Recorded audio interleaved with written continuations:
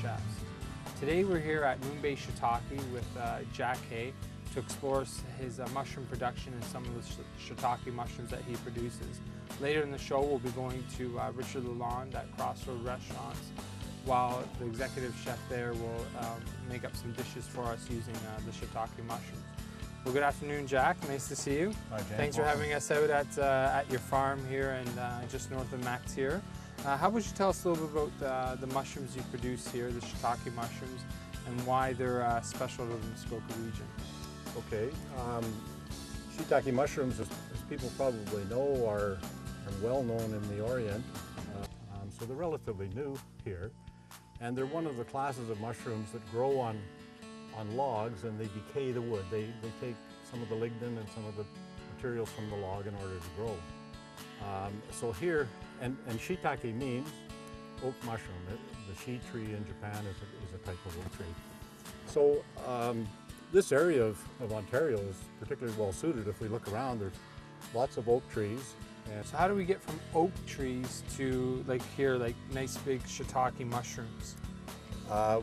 We start in the winter. Okay. And I usually recruit my brother from Vancouver to come out, and we take the snowmobile family project? out. Yeah, it's a family project, and we cut the logs basically to about 1 meter and bring them back here. And then in the spring we have drilling parties, and we put the logs out on a picnic table and drill these holes in them every so often. Not really measured, but it's about that sort of distance. And those plugs contain the shiitake spawn in a medium of sawdust and bran and whatnot. And even little kids can push them in. They're little thimble spawns that are about the size of the end of my finger. Put them in there, and then the mushrooms have to lie in the forest, in the shade basically, close to the ground, just to keep them a little bit moist for that first summer. And if we look, I don't know if you want to... Well, later we can check that out. So you lay them on the ground for the first year, after they've been drilled and spored. Right. The whole family drills and spores them. Absolutely. And then you lay them on the ground for a year, and then once that year's gone by, what's the next step? Well, then that whole log is colonized with the shiitake organism, and it grows lengthwise in there. And then you stand them up against rails like this in the forest, rails connected between trees in my case. And the first mushrooms appear as soon as the snow goes off, without doing anything. Just the change in temperature and the warming up of the spring, we get our first crop, and that's about the time of the drilling. And then the logs continue to produce roughly once a month. It gets a little bit longer as they age, but roughly once a month for that first summer and for another 4 summers. So during the seasons, every month once the spring hits, you get a production of shiitake mushrooms, right through till when, say? Right through, my latest one a couple of years ago was in November, and they actually froze on the logs, and we were snow covered, but they were still delicious. They were still delicious. But so typically, end of October. So, and is this mushroom? So we just came from Jack Hay's mushroom farm, and we've got 30 pounds? Yeah, 30 pounds of shiitake mushrooms. So Richard, how would you let us know what you're going to prepare today, and go from there? Yeah, we'll prepare 2 dishes. One is smoked duck that I prepare here, cure and smoke, and the other one is we do a little stir fry with some shiitake and grilled pork chops. The first dish, it's a smoked duck and is served with marinated shiitake mushroom from Jack, and there's a little vinaigrette with that. And the other one's a stir fry using fresh vegetable and grilled pork chops. So all that marinated very well together. Well, let's get started with the smoked duck then. Yes, exactly.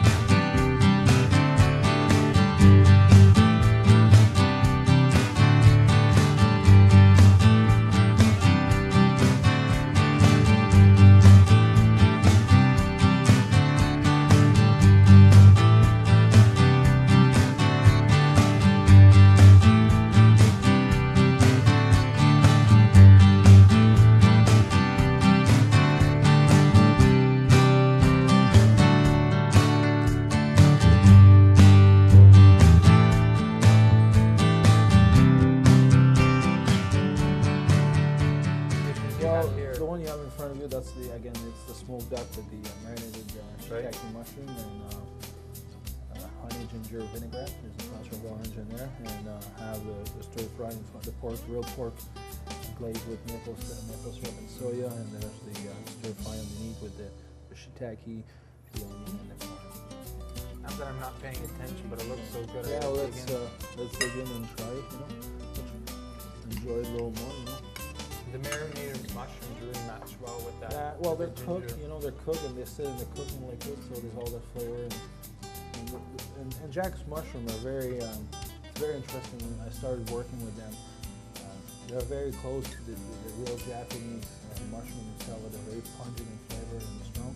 And also, I don't know why they're not shrinking like commercial stuff. Right, they keep their their shape, and well, yeah, I you can see tell. that in the plate, and the texture of it is it's a nice texture. It's not.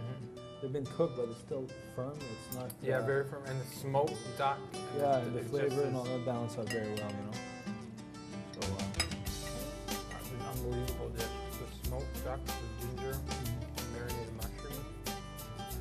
So in that dish here, the importance is the fact the soya is a little salty, the sweetness of the. Is that on maple. here? Yeah. Yeah, for sure. Go ahead. And I could have put tons of vegetable in the stir fry, but I just want to keep it, very fresh, very the local. onions, the sweet corn. The sweet corn, the shiitake, all that balanced out very well. And these are fresh, just right in. Yeah, they were brought in like 2 days ago. So They really do keep their form. That is absolutely delicious.